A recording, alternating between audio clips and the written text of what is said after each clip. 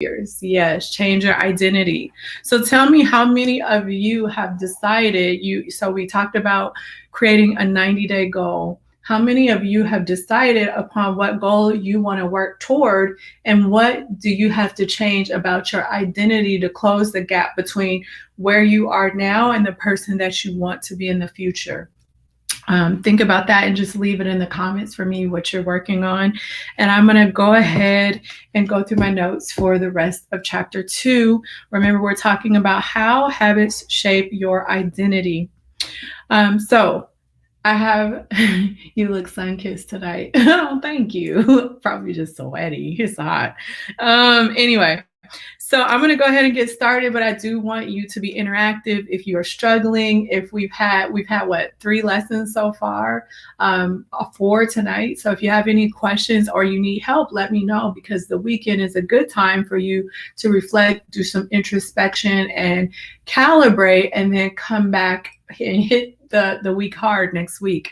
All right. So the first thing that I wanted to point out, that the author, James Clear is his name, what he says is that your identity emerges out of habits. You are not born with preset beliefs. Every belief, including those about yourself, is learned and conditioned through experience. This is important because a lot of times we will adopt a character subconsciously or unconsciously because of the things that we've been taught from our parents, from society, from the traumas and the experiences that we've been through. And we will let this character start to run the show. Not to harp on what we talked about yesterday, but sometimes we say that, oh, my anxiety, I have anxiety, or I have these compulsions, or that's just the way I am. And hey, Raven, hey, Laura Drury. So we just let these characters run the show, when in fact, at any point in time, you have the ability to shift who it is that you want to become, who it is that you want to be, into the version that has already achieved the goals that you want to achieve. And the more that you can become that person, the more that you're going to see that you don't have a character that's set in stone. You're not just this person or that person, or don't just think this way or have this disorder. You have more control over that than you think. And specifically, you have control over what you choose to continue to be your story versus you taking the time to adopt a new identity and a new story. More precisely, your habits are how you embody your identity. So think about this. When you make your bed each day, you embody the identity of somebody that's organized. When you write each day, you embody the identity of somebody that's creative. When you train each day, you embody the identity of an athletic person. So again, you say yes. So again, if you want to create something better for yourself, learn how to identify yourself with the person that it is that has what it is that you want. And as you start to identify yourself in that way, the actions that you take will start to create these habits. And that is how you'll be able to change and do it much more easily. Whatever your identity is right now, this is deep, so I want you to listen to this. I want you to make sure that you can understand this. Whatever your identity is right now, you only believe it because you have proof of it. So if you feel like you're unhappy and you're never going to be able to change, or you are bad with money, or you are never going to be healthy, then that's because you have proof of it. If you want to have evidence of a new belief, you have to learn how to embody the identity. And as you embody the identity of somebody that is healthy, that is good with money, that is accomplishing their goals, you're going to see that your belief system starts to shift too. That's why I always talk to my clients about not trying to change the behavior so much, because that is harder. Try to change your identity, and then the behaviors will follow. So I asked this before, but I have it written down. So I just want to ask again. Do you embody the identity of someone that is accomplishing the goals that you want to accomplish? And if you do not, tell me what gets in the way of making the shift. And don't be shy, because a lot of times, like when Robrette was sharing earlier, and I think Ashley was sharing earlier, these were things that a lot of people struggle with. These are things that my clients have told me that they struggle with, because sometimes they don't embody it because they didn't know better, right? You always tried to focus on changing your behaviors or focusing on outcomes, and you didn't know that the easiest way to change was to change the way that you identify yourself. But then also a lot of struggles come with consistency and with having faith that changes are happening underneath the surface, even if you don't see them in what he called that valley of disappointment. So I just want to know, now that you are starting to get more into this book and get more information, do you embody the identity of someone that is going to accomplish that, or has accomplished the goals that you want to accomplish? And if not, what gets in the way? So that way we can have a dialogue. I can help you through some of these things. He said, this is a good one too. Pay attention to this one. This book has so many gems. So even though I'm telling you the key points of this book, y'all need to get this book. All right. Every action that you take is a vote for the type of person that you wish to become. So what does that mean? Every action that you take. So once you've identified the person that already has what it is that you want, and what are they doing? What are they thinking? What is she feeling? How is she making decisions? What is she wearing? Like all of those things. You have a clear picture of what it is that you need to shift into in order to create the changes that you want to create much more easily. Then when you take actions that are not congruent with that, then you are making a conscious choice that it's not a priority for you to make the changes that you need to make to move on the right track.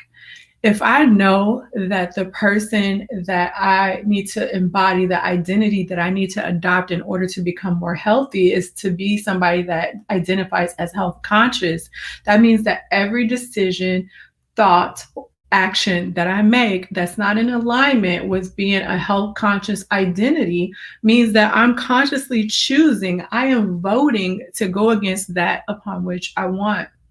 And this is powerful because a lot of you are going to think and say, and even lie to yourself a little bit, that you are doing what it is that you need to do to move ahead. You've tried everything and you're not getting ahead. Or maybe you try some of the things and you are wondering why you're not achieving the results that you want. And it's because you need to break it down to what we talked about on day one. Every little 1% chance and choice you make, each decision you make, each movement that you make forward, you can either choose something that is in alignment with what it is that you want, or it's not.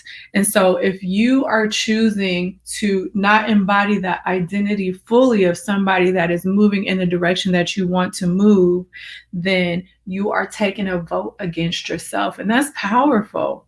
Think about that. You are voting against yourself. It's not that you don't have enough time, because we all have the same amount of time. It's not that you're overwhelmed, because we now know that we make decisions to be successful one little bit at a time. It's now come down to the fact that you, in that moment, have chosen not to honor who it is that you need to be in order to have what it is that you want to have. And so that comes back to you aligning with your sense of integrity and your sense of values and your sense of ethics around what it is that you truly want in your life. And then that even has you come back, right? Because then you have to ask yourself, well, did you really want it? And if you do really want it, why is it that you are continuing to vote against yourself to not move forward?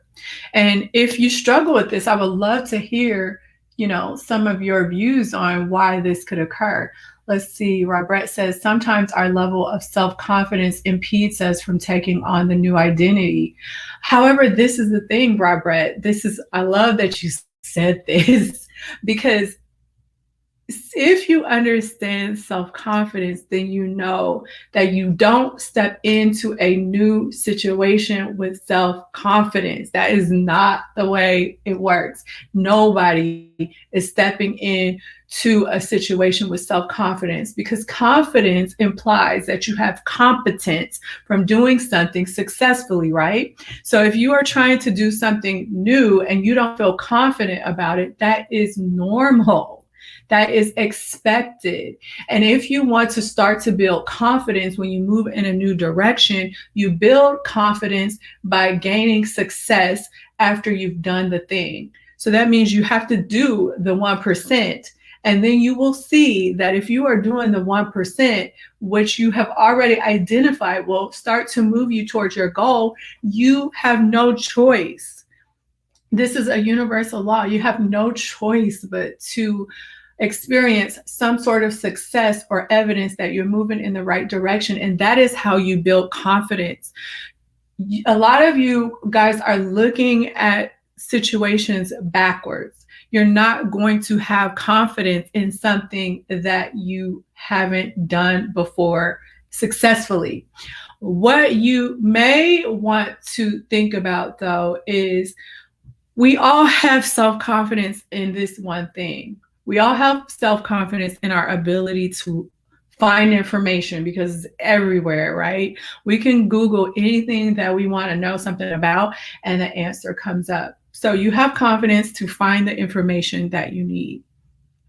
And if you have confidence to find the information that you need and you still feel like you can't move forward with that, then you have confidence that there's other resources available to you, but it's up to you to tap into those resources. So if you've tried to do something, or you tried to change, or you tried to make a new step, or you tried to move into a new identity, you have all the information available to you. However, you still are unable to consistently take that 1% step forward on your own, then you have the ability to coaches and mentors.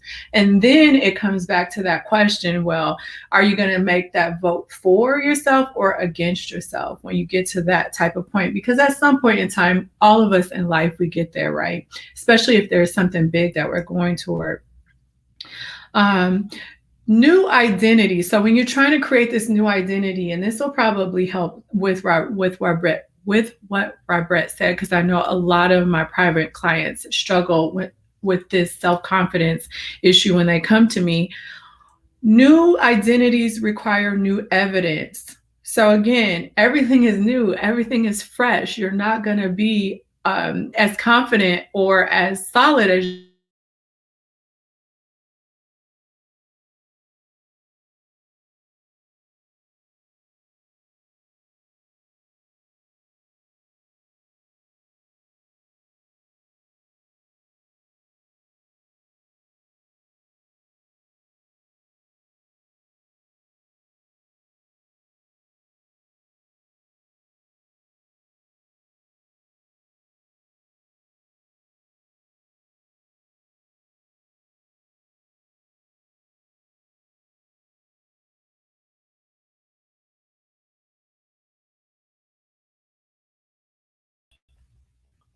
if nothing changes, nothing is going to change.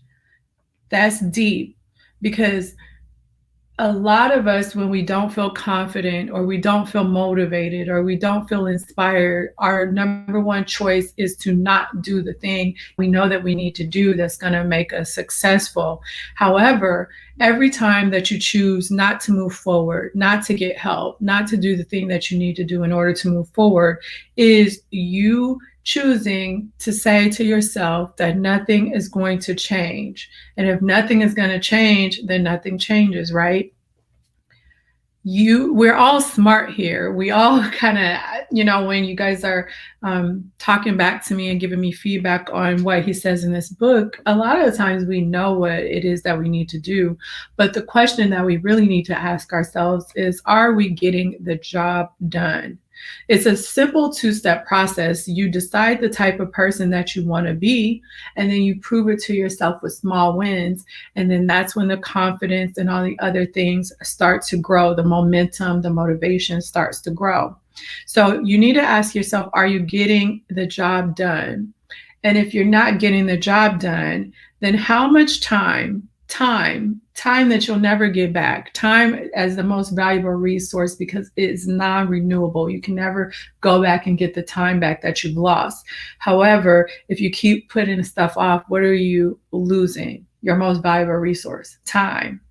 So how much time will pass as you keep letting your dreams pass you by, as you keep letting your goals pass you by, as you keep letting your new identity pass you by?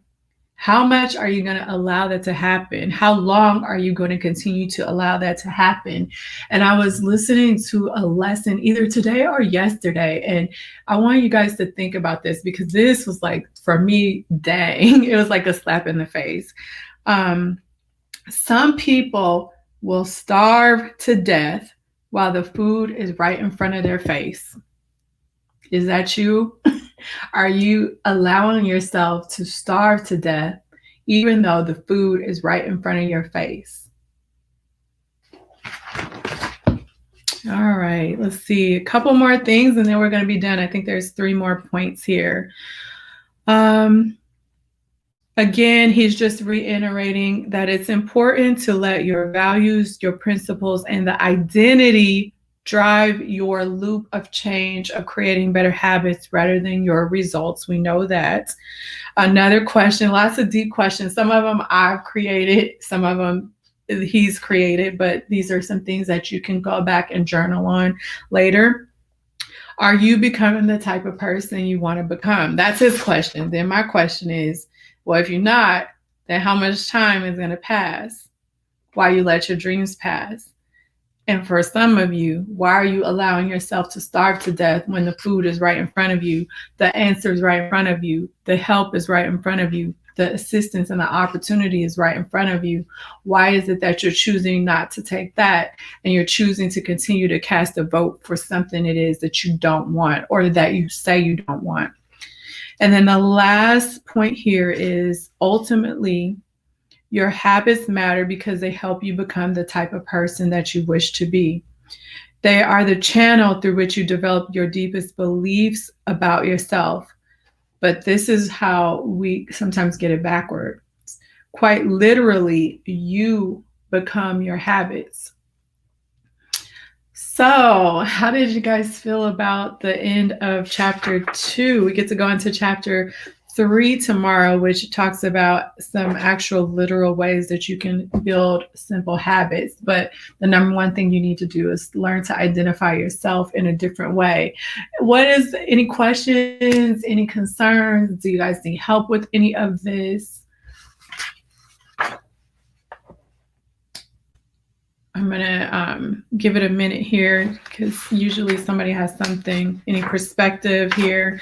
And you can agree or not agree as well. You know, this is his book, but we don't have to agree with everything that he said.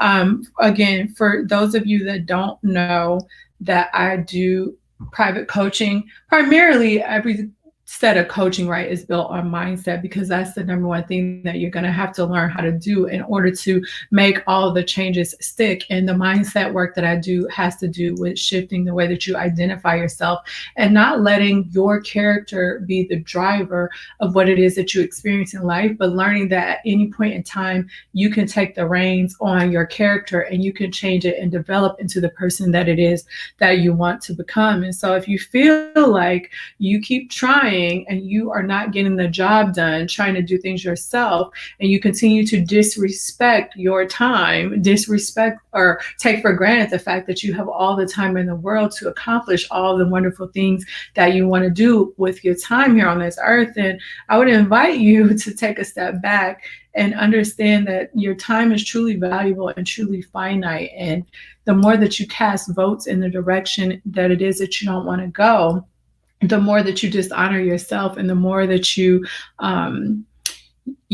poke holes in your integrity about yourself, and you make it easier for you to not accomplish what it is that you want to accomplish. So if you've been trying to do a lot of this stuff on your own, maybe you know what it is that you need to do, and maybe that's not your problem. Maybe you just need help with consistency and application. Then you may want to consider working together, because I can help you with the framework. I can help you do some of these things that he's talking about in order for you to not only get it done finally, but also to do it in a way where you do it faster, where it sticks, where you have support, where you have a framework so you don't have to guess how you put one foot in front of the other. There's a proven successful framework for all of that that can help you to make these changes stick. So any last questions or concerns before I let you go? We will be here tomorrow, same time, same place, 7 p.m. Central Standard Time. We're moving into chapter 3, which is all about how to build better habits in 4 simple steps. Work on your identity. Work on who it is that you want to become. Again, what is she or he doing, thinking, and feeling? How are they making decisions based on where you are right now? What are they wearing? How are they acting? These are things that you need to embody in order to make your shift toward your divine calling much easier for you. All right, so I will talk to you guys tomorrow. Oh, and if you do want to look into private coaching, the link is in my Instagram bio, yashikasintuition.com/coaching intake. You can set up your free consultation. We can talk about it over a 20-minute call, see if private coaching is right for you, and then move from there. Otherwise, see you tomorrow. Bye.